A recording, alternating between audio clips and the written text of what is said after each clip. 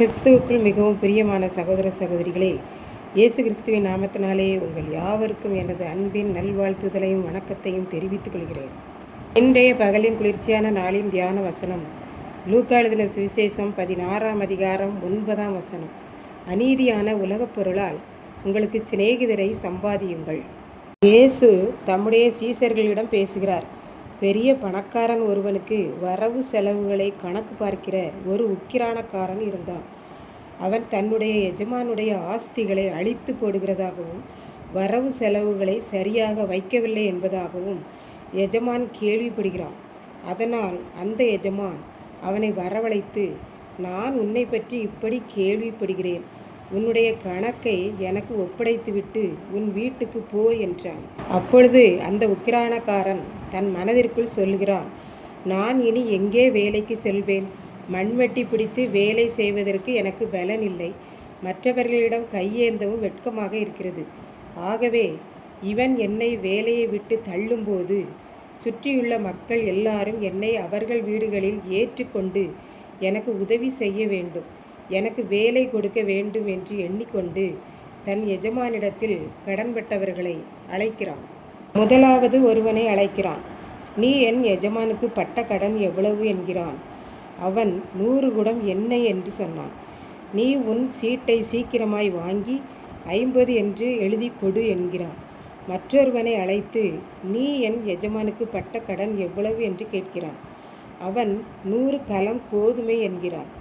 அதற்கு உக்கிரானக்காரன், நீ சீக்கிரமாய் உன் சீட்டை வாங்கி 80 என்று எழுதி கொடு என்கிறான். இப்படி ஒவ்வொருவரையும் அழைத்து கடன் சீட்டுகளை வாங்கிய கடனை குறைத்து எழுதி சீட்டை பெற்று எஜமானுக்கு கொடுக்கிறான். இப்பொழுது எஜமான் யோசிக்கிறான், இனி இவனை வெளியே அனுப்பினாலும் யார் வீட்டிலும் இவனை ஏற்றுக்கொள்வார்கள்.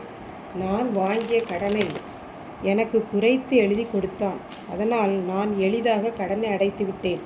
எனக்கு நிறைய தள்ளுபடி பண்ணிய உக்கிரானக்காரன் உதவி செய்த உக்கிரானக்காரன் என்று சொல்லி யாரும் தன்னுடைய வீட்டில் இவனை ஏற்றுக்கொள்வார்கள்.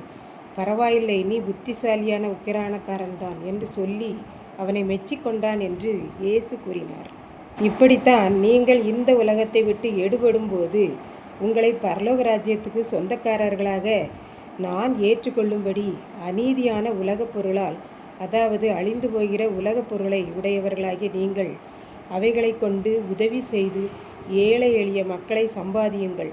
நீங்கள் இல்லாதவர்களுக்கு கொடுக்கும்போது அவர்கள் அடைகிற சந்தோஷம் இருக்கிறதே, அதுதான் நான் அடைகிற சந்தோஷம் என்று நினைத்து கொள்ளுங்கள்.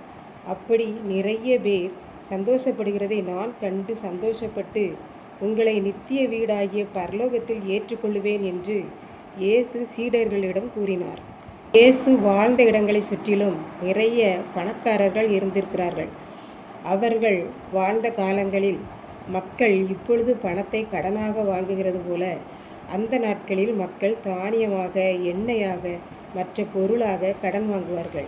தனக்கு விளைந்ததும் திரும்ப தானியமாக, எண்ணெயாக கடனை திரும்ப அடைப்பார்கள். அந்த அளவுக்கு ஐஸ்வர்யவான்கள் இருந்திருக்கிறார்கள். கடன் வாங்கி அடைக்கிற மக்களும் இருந்திருக்கிறார்கள் என்று பார்க்கின்றோம்.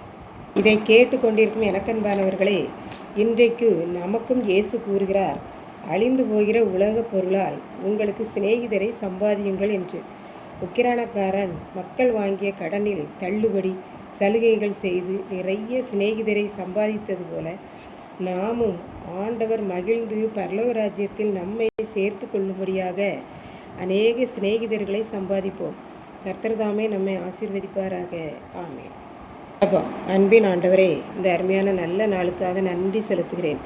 இப்போதும் இதை கேட்டு கொண்டிருக்கிற ஒவ்வொரு பிள்ளைகளும் அழிந்து போகிற பொருள்களை கொண்டு சிநேகிதரை சம்பாதித்து எல்லாரும் பரலோக ராஜ்யத்துக்கு வர உதவி செய்தரலும். இயேசு கிறிஸ்துவின் மூலம் வேண்டிக் கொள்கிறேன் பிதாவே. ஆமென்.